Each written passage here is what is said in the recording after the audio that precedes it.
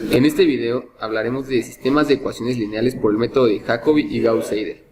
Este video es presentado por Irene, Daniela, Evelyn, Elizabeth y Eri, del grupo 2IM45.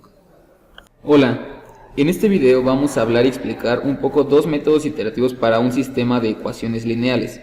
Para poder entender lo que es un método iterativo, debemos comprender los siguientes conceptos: matriz diagonalmente dominante y criterio de convergencia. Una matriz se dice diagonalmente dominante si cada uno de los renglones en valor absoluto, el elemento de la diagonal principal, es mayor que la suma de los valores absolutos de los elementos restantes del mismo renglón.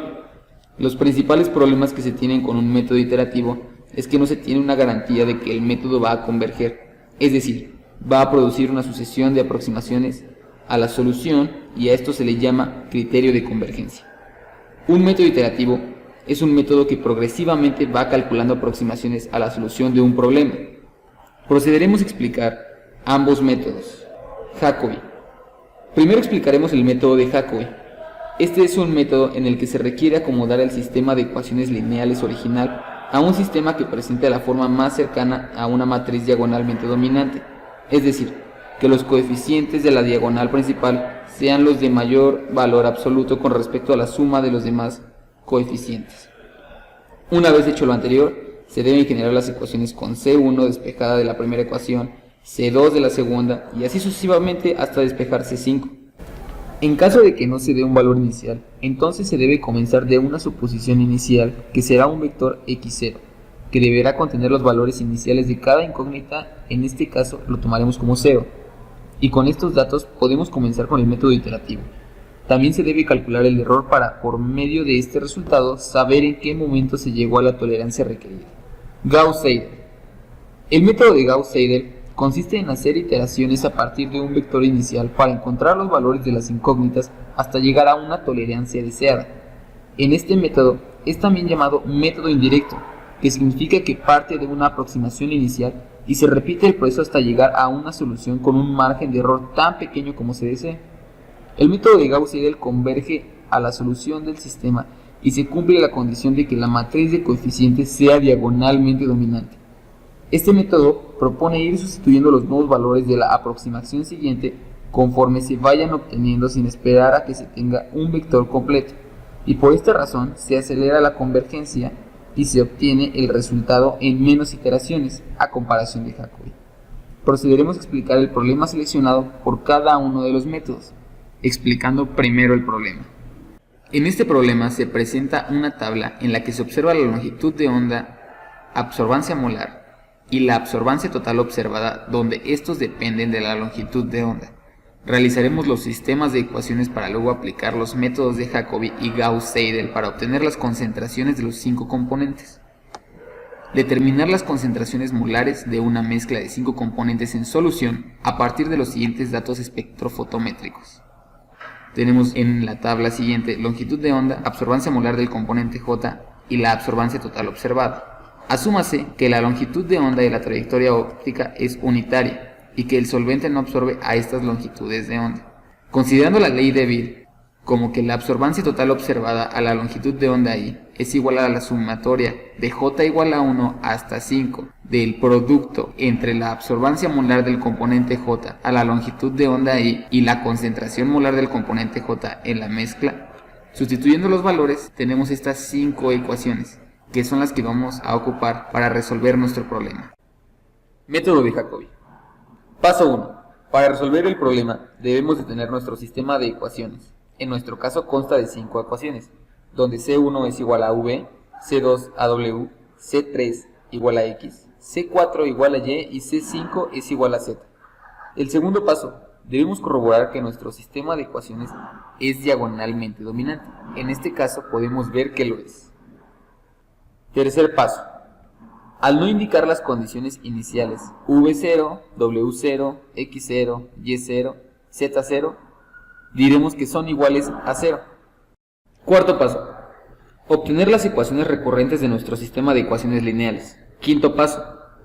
Obteniendo las aproximaciones cuando I igual a 0, calcular para V1 se sustituye el valor de W0, X0, Y0 y Z0. Para W1 se sustituyen valores de B0, X0, Y0 y Z0. Para X1 se sustituyen valores de V0, W0, Y0 y Z0. Para Y1 se sustituyen valores de V0, W0, X0 y Z0. Para Z1 se sustituyen valores de V0, W0, X0 y Y0. Sexto paso, calcular el error con la fórmula de error. Si el valor obtenido es mayor al máximo permitido, que es 1 por 10 a la menos 4, se procede a iterar nuevamente hasta que el valor sea igual o menor al máximo permitido. En conclusión, por este método se obtuvieron los resultados en 6 iteraciones, con un error de 1 por 10 a la menos 4. Método de Gauss-Seidel. El método de Gauss-Seidel es muy semejante al de Jacobi, con la diferencia de ser más rápido y preciso. Para la resolución de los problemas se siguen los mismos pasos, con excepción de las ecuaciones recurrentes. Al igual hay que verificar que es diagonalmente dominante y despejar cada una de las variables que se encuentran en la diagonal principal. En el cálculo de V, los valores de W, X, Y y Z tendrán los valores de las condiciones iniciales por no haber sido calculadas antes. Pero en el cálculo de W, V tendrá el valor ya calculado de Y. Este es el que se sustituirá en la ecuación de W, quedándose con las condiciones iniciales X, Y, Z. Para X se utilizarán los valores calculados de V, W, usando condiciones iniciales en Y y Z. Para Y se utilizarán los valores calculados de V, W, X, usando condiciones iniciales en Z. Para Z se utilizarán los valores calculados de V, W, X y Y. Se calcula el error de la misma manera. Al llegar al margen de error aceptado, habrá finalizado el problema. En conclusión, este método es más rápido, obteniendo un error de 2 por 10 a la menos 4 en la cuarta iteración. Para resolver el proceso iterativo mediante nuestro programa, se resuelve de la siguiente manera. Jacobi. Al correr el programa, te pide el método por el que lo resolverás. En este caso, seleccionaremos el método 1, el cual es el método de Jacobi. Al seleccionar el método, se mostrarán las iteraciones por las cuales el programa encontró el resultado. Para este caso, fueron 4 iteraciones y se presenta un error de 4.2 por 10 a la menos 5. Posteriormente, se mandará a llamar el vector resultado, poniendo la palabra vector dentro del command window, y este desplegará los resultados de V, W, X, Y y Z finales, los cuales son 0.0009, 0.0016, 0.0023, 0.0017 y 0.0007, respectivamente. Para el método de Gauss-Seidel seguiremos la misma metodología que para el método de Jacobi, pero en este caso seleccionaremos el método 2. En este caso se obtendrá un error de 2.3 por 10 a la menos 5 e igualmente se llamará al vector final, dando como resultado los mismos valores que en el método de Jacobi, solo que en menos iteraciones. En este caso, solo 2.